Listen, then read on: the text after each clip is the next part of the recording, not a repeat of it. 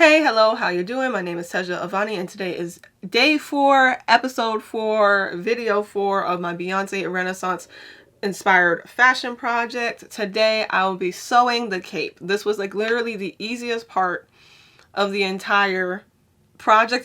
It's either this or the gloves, one of the two. But it's literally one of the easiest parts of this entire project, and it was like a breath of fresh air to at least sew it. Rhinestoning it, completely different. Rhinestoning it is the reason why it took so long for me to get this video out, but sewing it was pretty easy. So if you'd like to see me sew this very simple, very easy cape, and just keep up with the Beyonce Renaissance inspired fashion project kind of series, vlog series, something series. It's a series. It's something. It's a journey. It's a season. Then please keep on watching until the end of this video. Okay, so this is the fabric I'll be using for the cape. It is a sparkle organza red fabric that I got from Mood Fabrics. And then here is the sewing pattern. This is the cape part of it, which I just literally guesstimated by putting a piece of fabric on my body and just kind of figuring out how I want it to look like and then cutting that fabric to size. So I laid that onto my organza and I'm cutting it single layer, one piece, just straight up, just going all around the perimeter, obviously on how to cut the pattern, just cutting that out single layer. And then with the cape part, there's a train to the cape that is a circle skirt train scenario, kind of like the same pattern that you'll use for like a mermaid style dress or something with just a large skirt. And that is this pattern that I am cutting on the fold. And yeah, just regular cutting on the fold, just so that it's double the size that you see right now. And then this is the sleeve pattern, which is literally just a rectangle because the sleeve is literally just a rectangle. It's just very, very tall because I'll be pleating it down into what you see in the thumbnail. Okay, so I pinned the two pieces together, as you see here. So I'm just going to French seam the crap out of it, and then after we do that, I'm going to cut off the excess fabric and then double roll hem the whole piece all at once. So I pinned them technically quote unquote right sides together, even though it's literally the same on either side, but I just picked the right side and I pinned it together, right sides together, and I will sew at a 1/4 inch.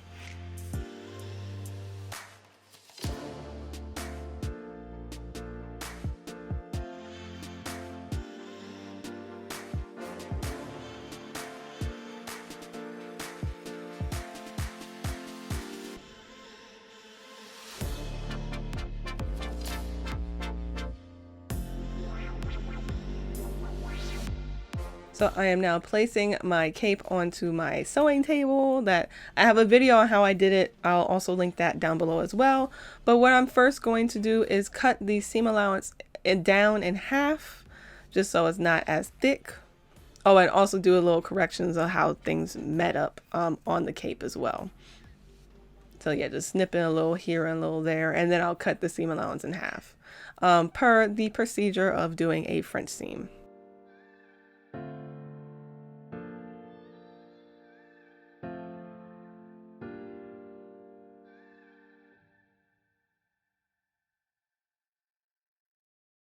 Okay, and then afterwards I'm going to fold the cape at the seam together so that the wrong sides are quote unquote touching, and pin at the seam that is now has a fold at a 1/4 inch again, and I'll sew at a 1/4 inch.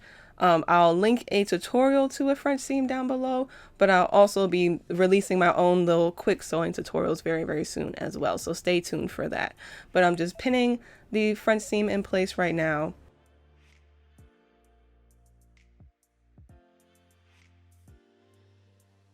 All right, and that's what it looks like when it's pinned. And like I said, I will be sewing at a 1/4 inch to encase that raw edge of the seam allowance.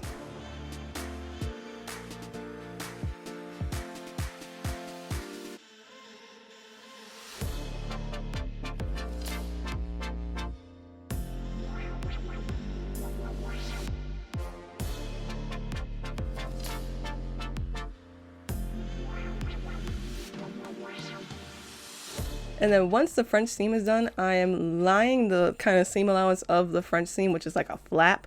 I'm laying it to like one side, usually the right side, and I'm sewing that down as well, just so that it's just not flapping around everywhere. It just adds a nice finished effect to the garment. It's like the equivalent of top stitching.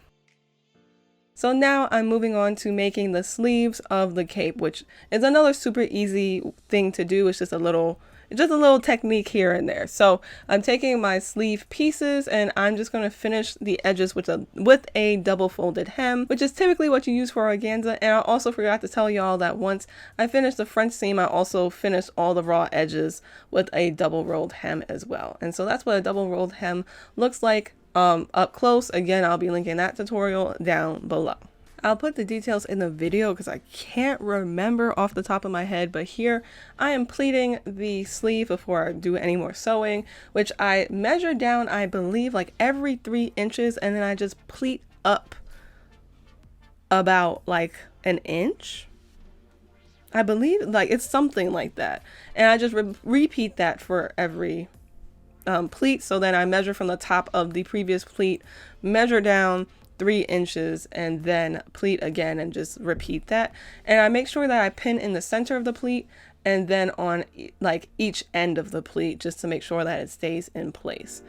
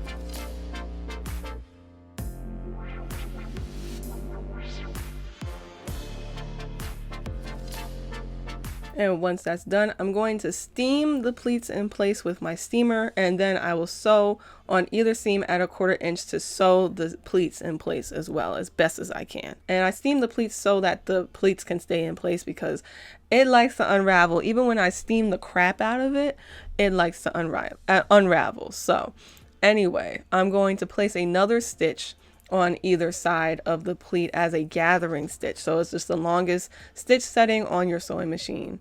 And like I said, I'm going to place it on either side of the pleats or the sleeves. So now on each side of the sleeves, I'm gathering up the sleeves as much as I can. I removed all the pins too, if you can't tell. But I'm going to gather the sleeves as much as I can. I think they're about an inch wide, inch to 1.5 inches wide by the time I'm done pleating or gathering all of the sleeve on the side. And this gives kind of like a angled sleeve effect and kind of like almost like a poofy effect to the sleeve. I actually really like it, but I did have to take my time gathering the pleats, and then I end up knotting the pleats or knotting the gathers once I'm done. Yeah, and it was a process. It was a process. And like I said, I do that to either side. And then I'll fold the sleeve in half, right sides together. And I will sew the sleeve together at a 1/2 inch. Ta-da! So now it's time for the most nerve-wracking part, which is to flip the sleeve inside out. It is a nightmare because, again, the pleats like to be undone. It is atrocious. I hate it so much. So what I do is I flip it inside out and I just kind of replete the sleeves again and following the folds that are already in the fabric and just kind of readjusting it again and kind of reminding the organza, this is how you were before, remember? But it is nerve-wracking and I was like low-key freaking out when it was happening. But as you see, I kind of get it together and get it looking the way I need it to look. Ta-da! And so it looks like that. Boom. So now both sleeves are done. So now it's time to attach the sleeves to the cape. So I'm hand sewing the sleeve to the cape. I'm just attaching it from the top of the side seam of the sleeve to like the top point of the cape. And I'm just hand sewing it, just securing it as best as possible.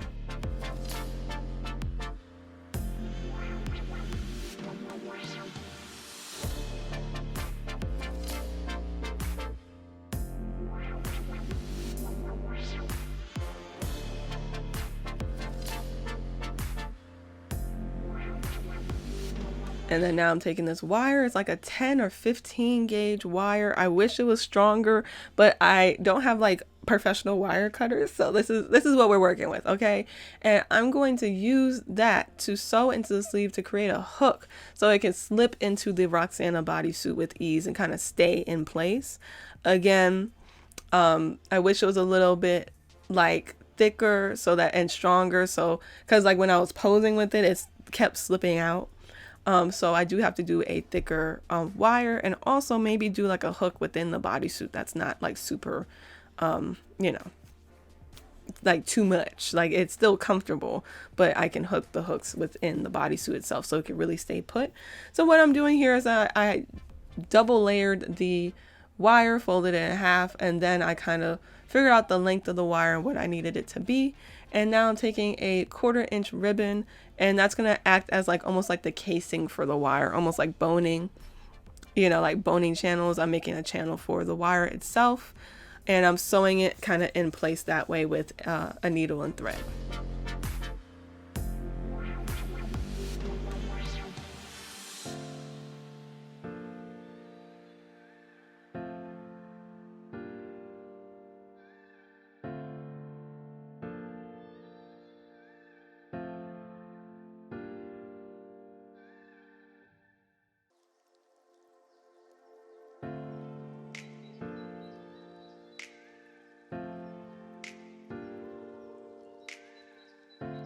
And the way it stays put is that I also fold the wire at the bottom. There's excess wire at the bottom of the casing that I fold up so it doesn't slip down or slip out of the casing.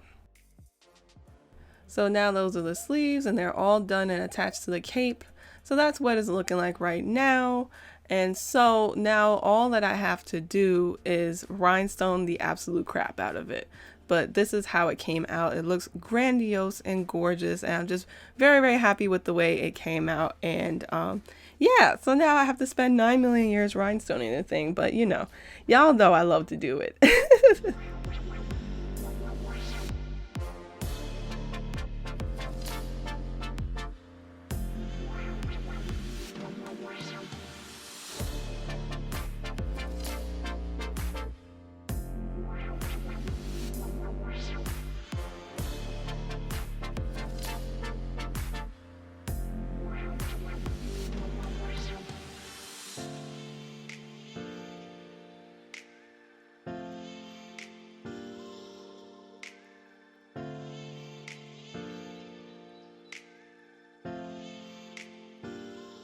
See how quick that was? This is how the cape came out. It's very glamorous. It's very like extravagant. Like you walk into the room, everybody looks at you. Even though this is not a garment that you walk into the room in, it's a garment you stand and pose in and look beautiful and feel your entire empress, you know, queen of the queens type of fantasy. So yeah, so that's how it came out. I love how big it is because it was hard for me to make like a train, like a circular train for a hot minute, and I'm happy that I finally got an idea of how to make it right. So I'm happy about that, but I am so intimidated with stoning it. So you will see that next video of the struggle bus that I went through rhinestoning this cape because I rhinestoned it head to toe. I only left off the sleeves because I was just sick and tired. I was done. So anyway, that's it for this video. All the materials will be linked down below, and please check out my Patreon for exclusive content, you know, pattern downloads, tutorials, and all of that good stuff. So anyway, lovelies, as always, please love yourself, and I will see you next video. Mwah!